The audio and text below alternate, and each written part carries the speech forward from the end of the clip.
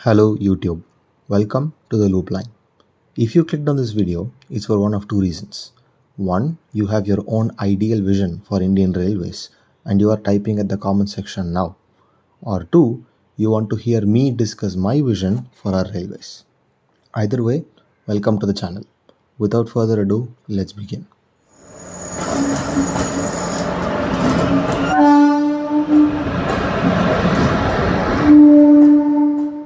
First off, I'm not talking about Indian Railways as a whole. Here, I shall discuss a portion of the railways that, in my opinion, is holding us back from being one of the best railways in the world. I am, of course, talking about timetables. When I say timetables, I'm not talking about trains being slow. That's a different problem. I am talking about options. To illustrate what I mean, let's take an example. Say I want to go from Mumbai to Ahmedabad, leaving around 8 am. If I check NTS, it gives me several train options. Instantly, you notice that almost none of these trains run daily. Most of them are 2 to 3 days a week. Not to mention, a lot of these trains are coming from and going to completely different parts of the country, such as Chennai, Chandigarh, Bhavnagar, and Dwarka. Now, you might be thinking, isn't there a Vande Bharat and the Shatabdi between these cities? And you would be right. But those trains leave at 6 am. The only trains dedicated to this route after that time only leave after 1:30 pm. Because travel quota on these very long distance trains is reserved for people making longer journeys, you effectively have no travel option from Mumbai to Ahmedabad for 8 hours straight. I think you see the problem here. Anyone who wants to not wake up at 4 in the morning to go to the train station will take one look at those timetables and choose to fly. Some of you might say that the solution to this is high speed rail, which technically, yes, it is a solution, but that is very expensive. And by building that, we are wasting a lot of existing infrastructure. The unavailability of a viable train option for 8 hours along one of the most densely populated parts of the country should not be considered acceptable. Now, if you think that's bad, it gets worse. If I go to one of the smaller towns in the middle along to this route, say Udvada, I literally only have 3 train options per day. Now, you might find a connecting route with some other passenger train, but with the way Indian Railways is currently run, connections are best avoided at all costs. If you miss your connecting train, chances are you will be stranded with nowhere to go for a whole day. This is the reality of our train service. Some of you might say that a town the size of Udvada does not need more capacity than this, which may be true. However, for someone living in that town, they might take the train more often if a convenient option existed throughout the day. It's not so much the problem of not having service, but when you realize what's possible, you will realize what I mean. Let me explain. As great of an example as it is Mumbai to Ahmedabad, I am not familiar with that region. So I'm going to take you south to Tamil Nadu. Our example corridor for this video is going to be the route from Chennai to Nagarkoil, running through the cities of Viluppuram, Ariyalur, Tiruchi, Madurai, and Tirunelveli. This route kind of splits in two for its length at Viluppuram and travels east into several branch lines that serve the Kaveri Delta region. As it stands, there are several trains that operate this route. However, just as with the example earlier, if you want to go to a particular place, chances are most of the trains are useless to you. There is usually one or maybe two trains that you can take, which obviously sell out 3 weeks in advance. So, for people making day to day travel, it's useless. So, how do you improve this train service? Well, we're going to use a technique called service consolidation. Instead of scheduling individual trains that make their own stopping patterns at their own times, we will set up services that run at fixed frequencies at all times. Some of these will be expresses, some of them will be locals.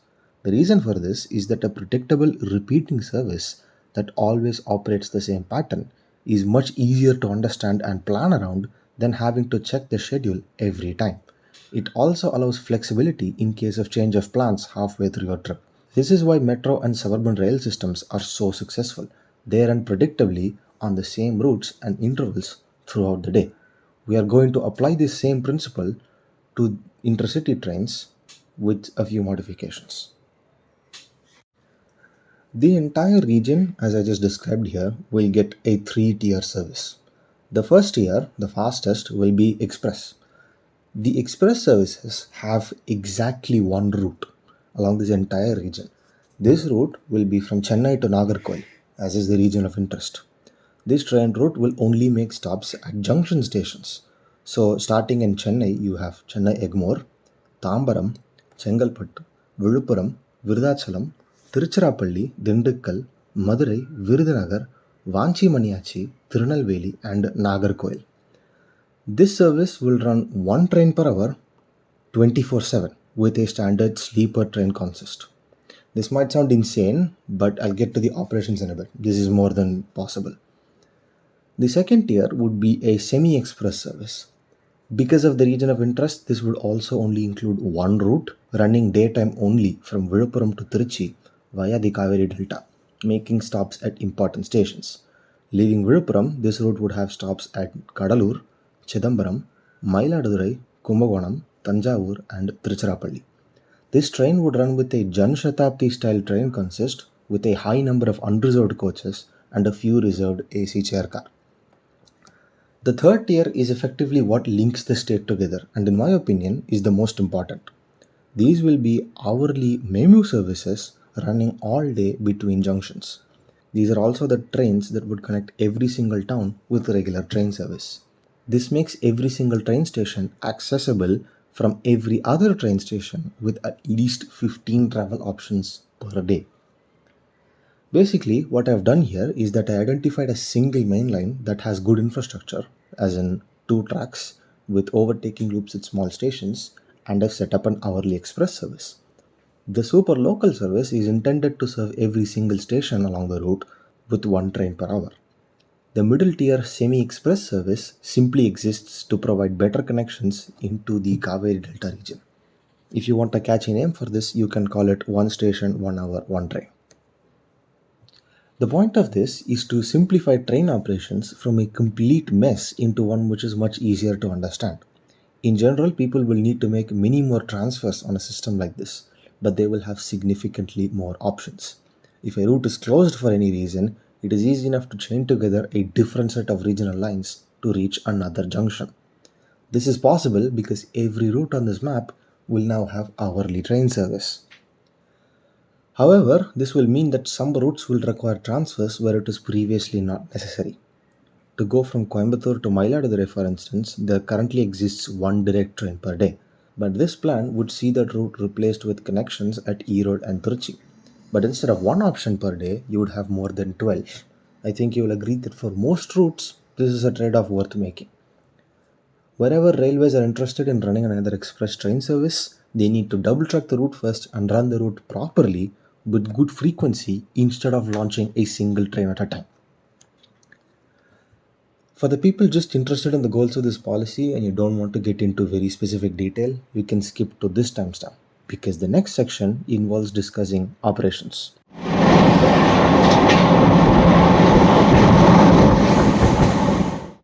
Let's do this bottom to top, covering the MEMU trains first. These would be run similar to how suburban railways are operated today.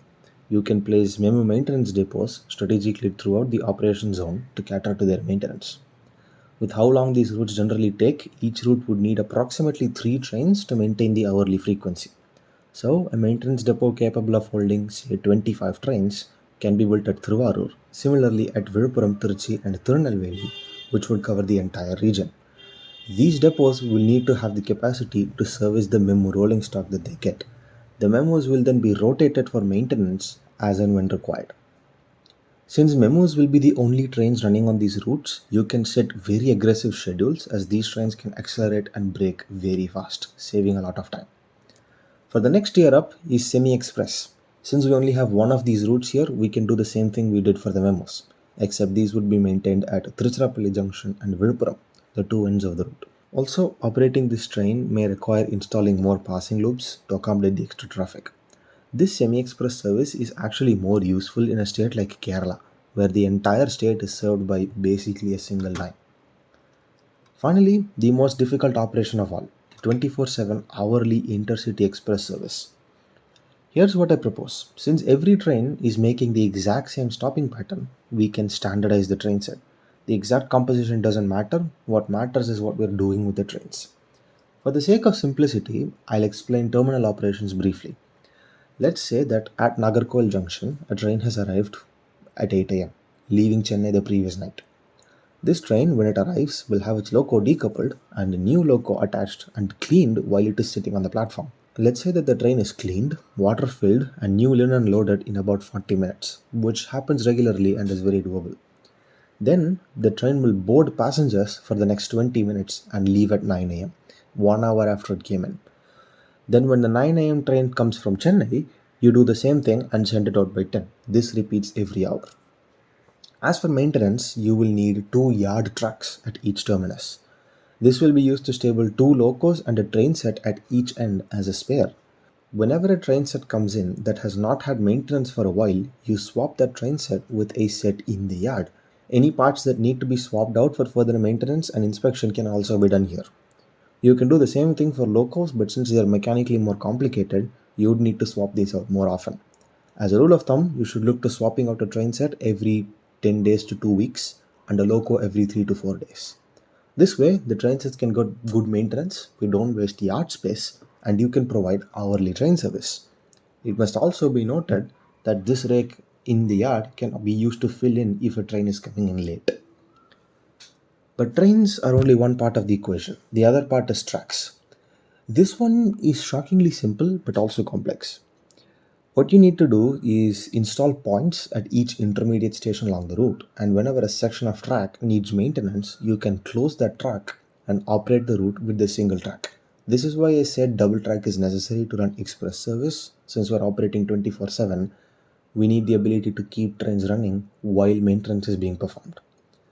Now, there are certain maintenance tasks that require both tracks to be out of service, most commonly OHE maintenance.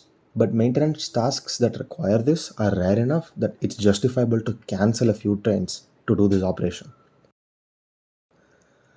The best solution, however, is to upgrade all track along the route, at least the intercity part, to slab track, which is much smoother and can handle higher speeds.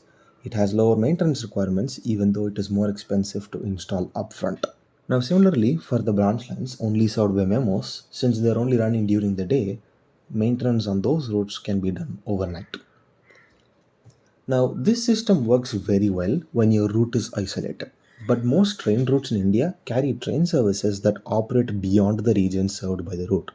As an example, South Central Railway's main line from Gudur to Vijayawada carries trains from Bangalore, Tamil Nadu, and Kerala going towards Kolkata, Nagpur, and Delhi. In this case, you will have multiple intercity services running hourly, which is a very high frequency of trains. The best solution here is to have more than two tracks. This main line is already triple, and you can rotate tracks for maintenance. The third track can be used to handle local services during the day, and at night, whichever track needs maintenance can be shut down, leaving the other two tracks handling a high frequency of trains. I hope I've covered all aspects related to maintenance of trains and infrastructure. If you have any other questions, please ask them in the comments below. One common attitude I've seen among people whenever I propose something like this is for them to find some excuse why this isn't possible. Loco pilot shortage, maintenance, these are European standards, won't work here, are phrases that I encounter very regularly. To those people, I'll say this. If there is a will to improve train service this way, the organizations responsible will find a way to integrate this. But when the public see the benefits, they will understand and they will want to keep the good service you provide. Now that I've proposed what we should be doing, let's look at its benefits. Showing the benefits of such a broad reaching scheme as this is kind of difficult, so here's what I'll do. Let's look at a moderately sized junction station and see how much service it will get. Welcome to Salem, a mid-sized city in Tamil Nadu with this beautiful train station. Before we look at the departure board, it's worth looking at the lines that meet here. Firstly, there's the Chennai Coimbatore main line, which runs right through the station. Then there are branch lines to Virudhachalam, Hosur, and Karur. Currently, this station receives 83 daily train services during the week. Most are express trains and a lot of them come in at night. There is no pattern as to which train goes where, it's just that the schedule repeats every week. Now let's look at the departure board I have made considering the service patterns I have mentioned. Here it is. Before we start, feel free to just look at this departure board and see if you can spot any patterns. I've attached a link in the description to where you can download this. The first thing to notice here is the train numbers. They are not just numbers, but they have a letter on the end. Here's how this works. Since every route runs a set frequency, the route itself is given a 4-digit number. For example, the memo service from Salem to Trichy here is 0672. The letter on the end now tells the exact service time. So 0672J is the train leaving at 8:57 and 0672K leaves at 9:57, so on and so forth. When you look at it like this, you can immediately start to spot patterns in this. As I mentioned before, 0672-0673 is the route from Salem to Trichy and back. Salem to Hosur and back is 0677 and 0678. Both of these routes run hourly. There's also an hourly service to Jolarpet and 2 hourly services to Coimbatore. All these trains are locals which will be run by memos and operate from 5 am to 10 pm. Coming to the expresses, the patterns here are harder to spot because not every service runs hourly. 1349 is a route from Coimbatore to Mumbai running every 2 hours. There is one at 8:43 and one at 10:43. The return route is 1348. Similarly, 1267 1268 is an hourly service from Coimbatore to Chennai and back. 1248 1249 is Chennai to Trivandrum and back and runs every 2 hours. 1249 1250 are trains between Chennai and Bangalore, also running every 2 hours. Finally, there is 1277 1278 between Ernakulam and Bangalore, also running every 2 hours. That's it really. All the trains in this board can be explained by these service numbers. Extending this pattern to 24 hours, Salem Junction will have 372 trains per day, up from 83 currently. That's a 350% increase in train service, achieved simply by consolidating services and modifying operating practices.